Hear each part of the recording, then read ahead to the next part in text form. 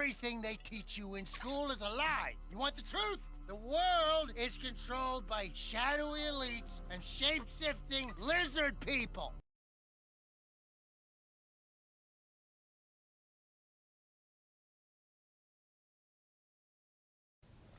And then you've got David Icke at the end of all this. He says, by the way, they're blood-drinking lizards.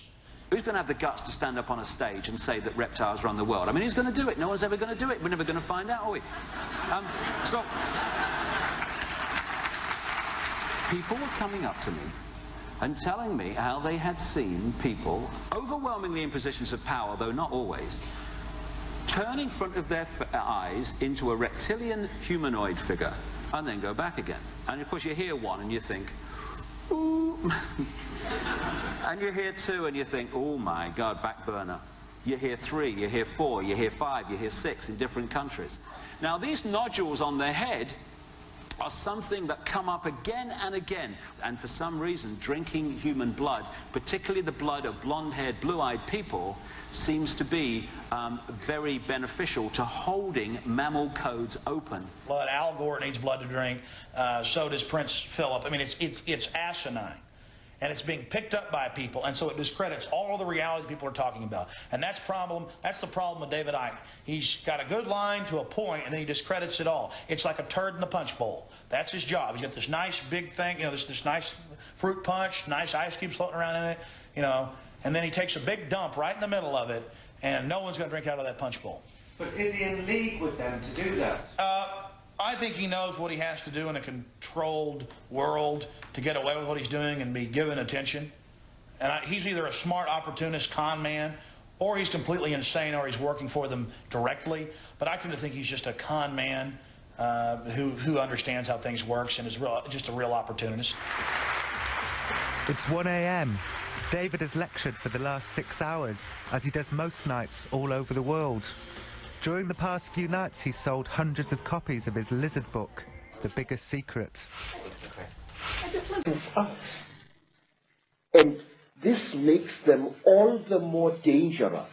They know us very, very, very well. They know the great weaknesses of our minds, just as they know the great strengths of our minds. They operate in what I call the gray area of human existence, that side of our lives which we don't want to acknowledge the existence of. They create, African tradition says that the Chitauri, where they engaged God himself in a terrible war, and God defeated them, the real God, Nkulunkulu, the Creator. God defeated them, and he closed their mouths so that they are unable to talk or to eat food anymore. But we are told, say, that the Chitauri fatten on the energy that we human beings give them. They make us to fight each other.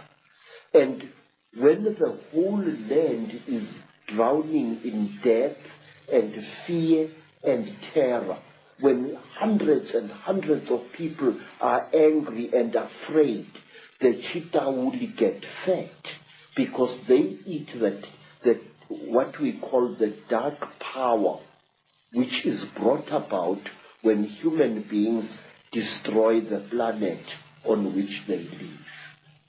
They feed off human emotion. Yes, sir. Very, very intense human emotion.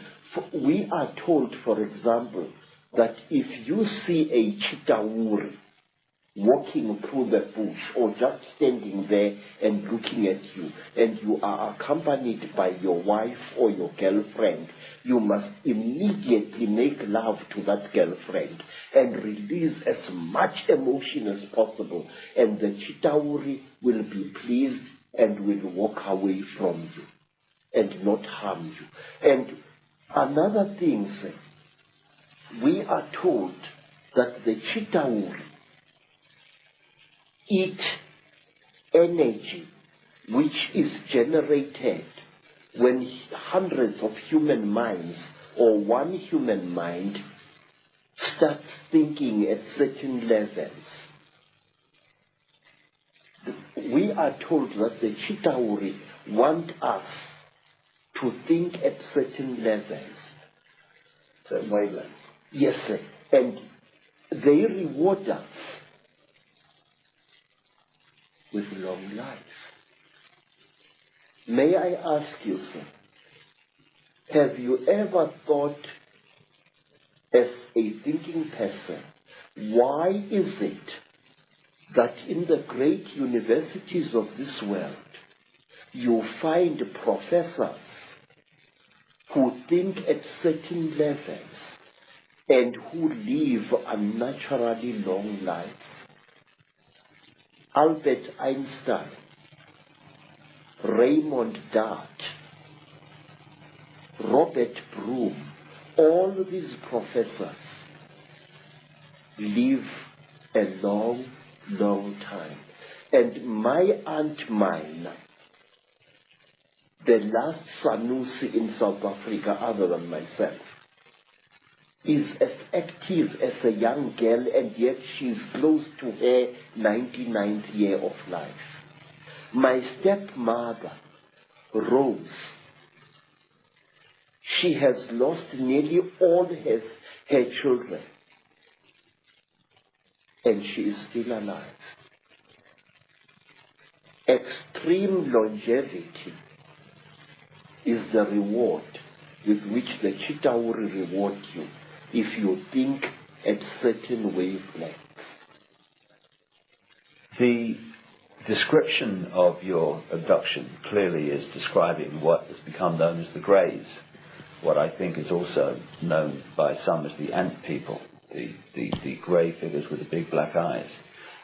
How do you think they connect in with the openly reptilian? And do you think that the black covers of the eyes are covering some kind of reptilian truth?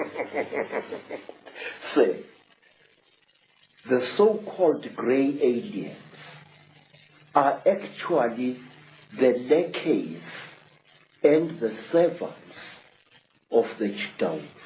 If you see a Chitauri and you see this, there is very little racial difference. In fact, I will even go so far as to say this, that these creatures are actually the offspring of the Chitauri. The way they gather substances from human beings and from animals, the way they are the forerunners of the Chitauri in any place. And if you are very close to one of these creatures and you look into its goggle-like eyes, you will see round eyes, Mr. Ike, beyond this black goggle-like stuff. And these eyes are the real creature's eyes.